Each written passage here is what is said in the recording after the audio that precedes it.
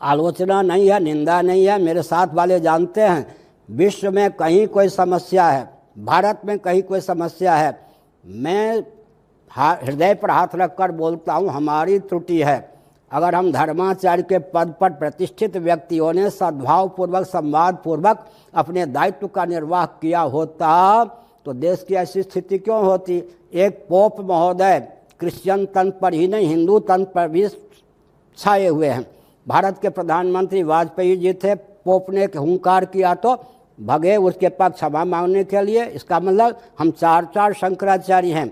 लेकिन आपको सुनकर आश्चर्य होगा, आतंकवादी और बिल्कुल पार्टी के पक्षधर व्यक्तियों को भी शंकराचार्य के रूप में ख्यापित किया जा रहा है, ताकि व्यासपीठ को भी विकृत करके नष्ट करने का अभियान है।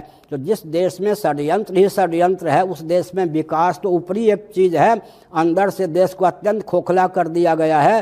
लेकिन निराशा की बात नहीं, अंत में एक संकेत करता हूँ, यह श्री रामकृष्ण की भूमि है। हमने कंस के शासनकाल को देखा, इसी प्रकार से हिरण्यकश्यपु आदि के शासन तंत्र को देखा, रावण के शासन तंत्र को देखा।